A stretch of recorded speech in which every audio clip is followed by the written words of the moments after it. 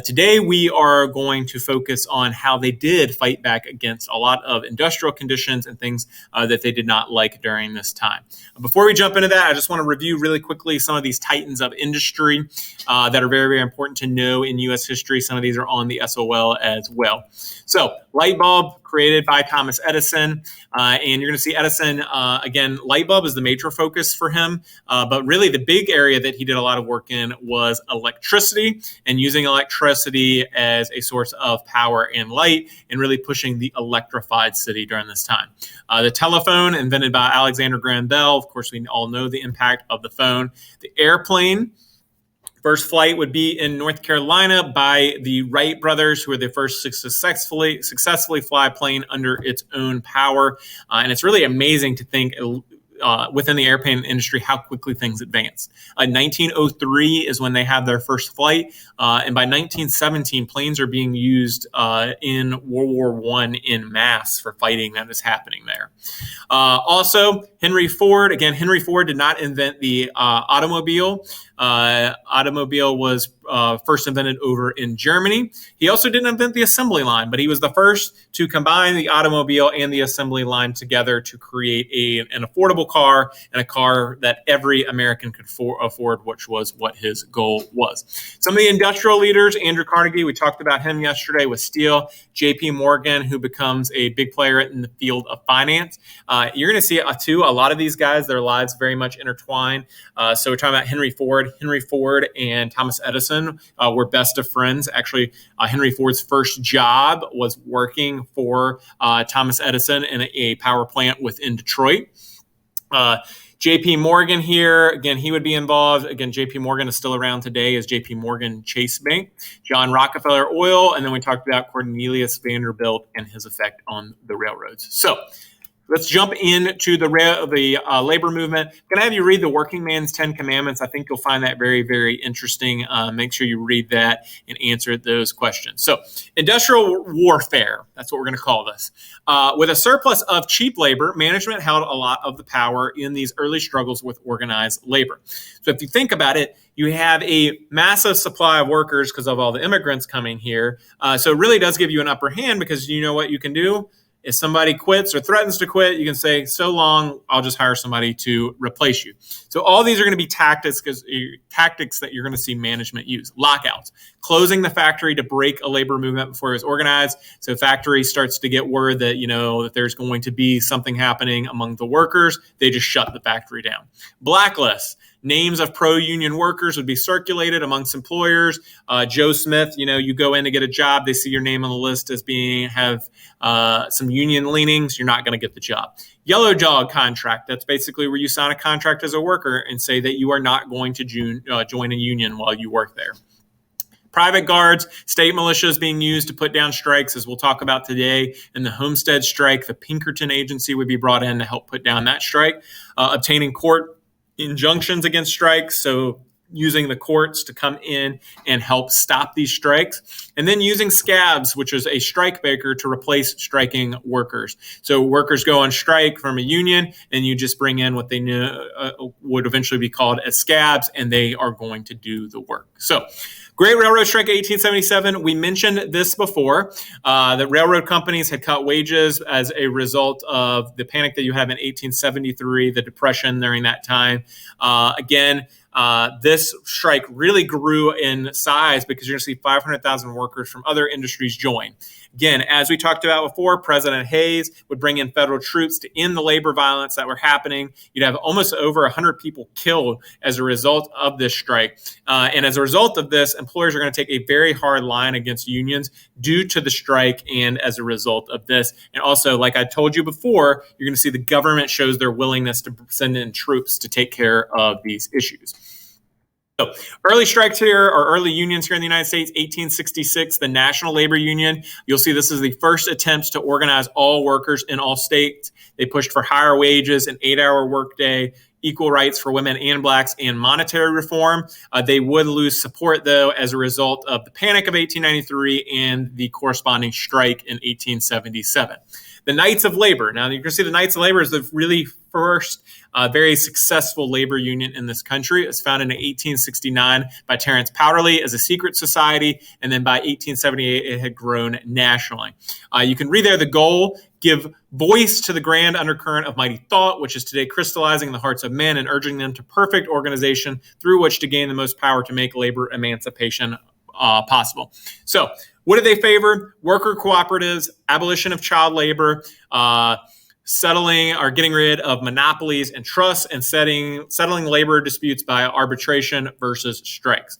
Again, Knights of Labor would grow very, very quickly. You're going to see today, though, when we talk about the Homestead Square riot or the Haymarket Square riots, that would turn public opinion against them. Trade unions are going to be another thing that you're going to see during this time. And basically what a trade union was unions focused on one specific trade or one specific job. Usually with this, they would only want people within a certain field. So let's say you're a steel worker, only steel workers could be within this. So this was a variation of trade unions. You could say today there's like a teachers union, that's almost like a trade union because it's teachers working within that one specific thing.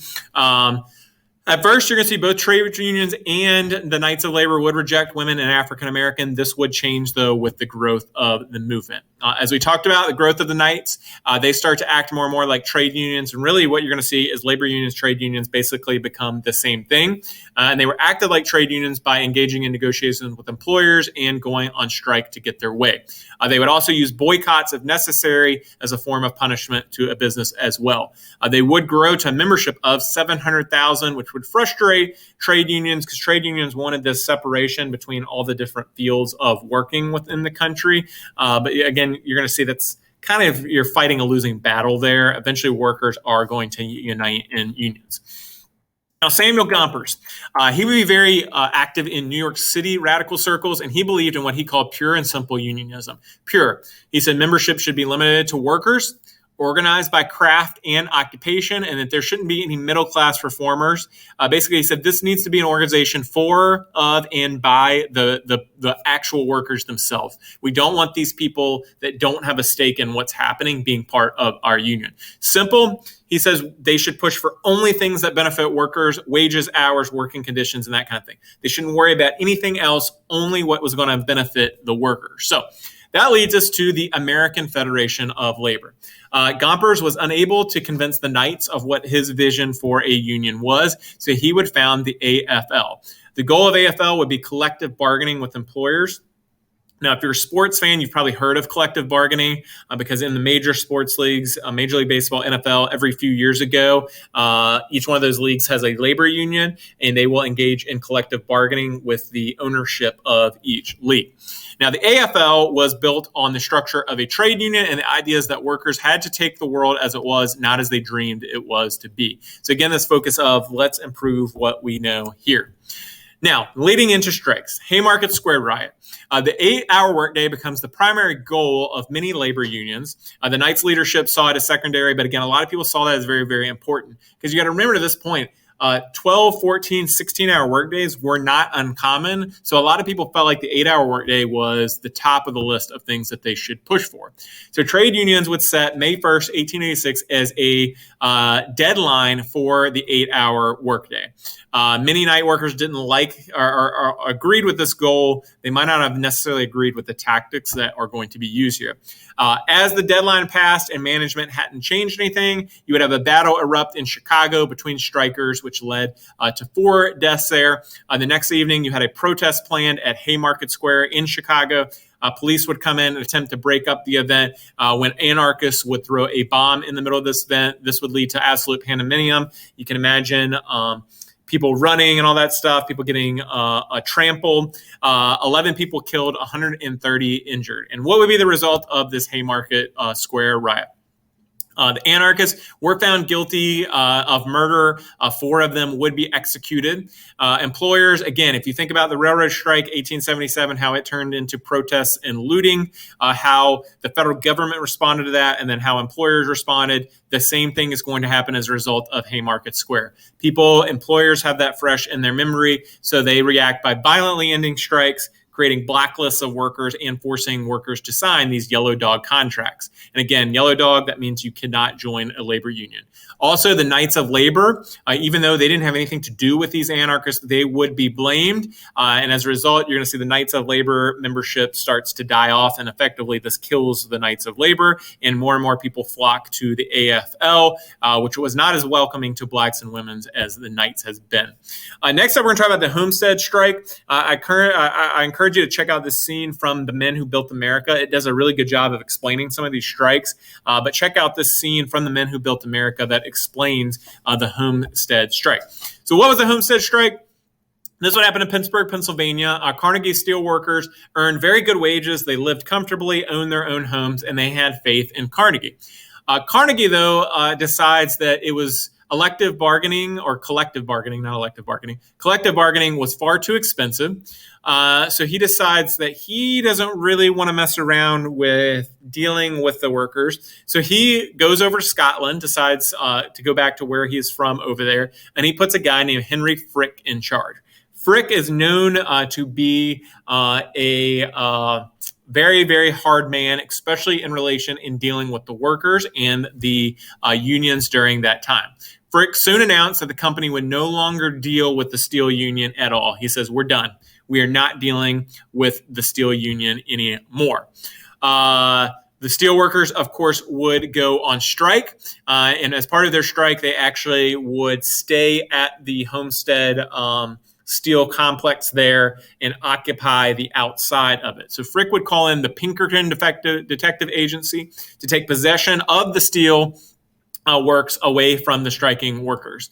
Now, there would be some back and forth between the Pinkertons and the workers there. Again, people aren't totally sure how this played out, if something was thrown at the Pinkertons or what exactly happened. But the strikers would fire on the Pinkertons would fire back. And there would be, of course, people shot and people die as a result of the strike. Frick, though, would appeal directly to the governor of Pennsylvania, who would bring in the state militia. The state militia would come in and put down this strike, just as we had seen before, the willingness of the federal government, even state governments, to call people in to deal with these. The steelworks were reopened, and union leaders, town officials were arrested on charge of riot, murder, and treason as a result of what happened there. And what are the results of the Homestead Strike? You're going to have 12 people die. You're going to see the beginning of the end of trade unions within the steel industry, and again, more of a migration towards like the AFL and that kind of thing. And a decade of workers versus the power of corporate industry and government. So again, you're still going to have these issues between both sides of the workers versus corporations / the industry and government, which was helping back them up. The Pullman boycott. Involved railroad cars. Pullman, Illinois, had been a town built by George Pullman, the inventor of the railroad sleeping car. Business declined with the Panic of 1893, so that led Pullman to cut wages. Now, another thing with this is, again, you had the Pullman town, and there a lot of workers actually lived in company housing and paid rent directly towards the company. So in 1893, when they cut wages, they did not cut the rent that these workers were paying, which led a lot of people to be very, very upset. And a lot of these workers are going to be part of the American Railway Union led by Eugene V. Debs. He's going to be an important guy in history. We'll talk about him more as we go on. And the American Railway Union instructs members not to handle work on any Pullman sleeping cars, which is called a secondary labor boycott, which would hurt the railroads overall. So again, this just isn't in Pullman, Illinois. This is throughout the country. They said, if a Pullman railroad car comes in and needs any work, do not do anything with that Pullman railroad car. Like I said, it goes national, and the strike spreads across the whole country, threatening the economy. So the railroads would start to appeal to President Cleveland during that time, saying, hey, look at the effect that the strike is having on the mail. The mail's not running efficiently and that kind of thing. So we need to do something about this strike. So Cleveland's attorney general would side with the employers. Federal troops would fail to get the trains going, though. So the attorney general would obtain court injunctions prohibiting the ARU from striking, basically saying the railway union cannot strike. There are injunctions against it. Eugene V. Debs, as leader of the railway union, said, no, we're not going to stop our strike. The government can't just come in and tell us we have to stop our strike over this. So he would refuse and be charged with contempt and actually thrown in prison as a result of this. He gets thrown in prison, and you're going to see that eventually this boycott would die off. There would be a violence associated with it, though, as well. And really, this was ended through the strength of the federal government. So, as I said, with all of these strikes, early strikes, you're going to see that the government always tends to side with business in these strikes and helps to end the strikes and get people working. This will eventually change with the progressive era, and we're going to see down the road how like Teddy Roosevelt deals with that. But early on, this is how the government handled dealing with these strikes. Now, Eugene V. Debs. Upset by the union's indifference to low-pay workers, he would devote himself to the American Railway Union. Again, it was an industrial union open to all railroad workers.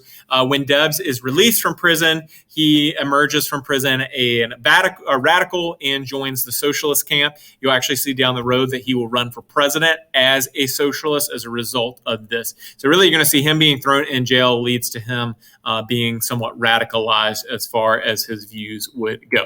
Now, why we start hearing about this concept of socialism? Well, socialism had been brought to the United States by German refugees. And of course, the goal of socialism is this classless society, something that has resonated with a lot of people in Germany and over in Europe. Again, talk about the conditions and factories and that kind of stuff there. And they brought it here, and it does appeal to a lot of people in a lot of German American communities here. So Debs would help launch the Socialist Party of America in 1901. And really, before this, socialism had really not gotten a lot of American interest. But Debs would mix socialism with a lot of American idioms so that Americans could really understand what socialism was, and it would lead to some acceptance. Again, you can see there in 1912, you would have Eugene V. Debs run for president. He would run for president several times. You had other radicals that would pop up as well. The Western Federation of Miners would begin strikes out in the West, which would quickly turn violent. They would eventually, though, join forces with the socialists to create the Industrial Workers of the World, the IWW. They are one of my favorite of the radical groups just because of their name. They were called the Wobblies. They supported the Marxist class struggle in the workplace, not in politics. So again, their focus isn't on politics, it's on the actual workplace. And they believed that by striking, that could bring about a revolution, leading to a society run by industrial unions known as syndicalism. And again, they're not going to be super successful, but again, you're going to see, again, this push to put pressure on business and management to pay attention to the workers during that time. So remember the IWW, the Wobblies, as they were called, again, pushing for strikes and saying, we should take this class struggle to the workplace and not be involved in politics. So what would be the legacy of American radicalism? Radicals would continue to push through change throughout the early 20th centuries, and they would bring awareness to working condition and other labor issues. Again, as you're going to see with a lot of like these fringe radical movements in American history, largely they themselves as a movement aren't super successful, but a lot of their ideals will go on and be incorporated as part of other groups. And we'll talk about that down the road with some of the political parties and how there would be changes with that. So hope you enjoyed learning about this. We'll continue again to talk about how America was changing in this kind of sandwich period between the old United States and what it would be the new industrial United States during this time. So hope you have a great day.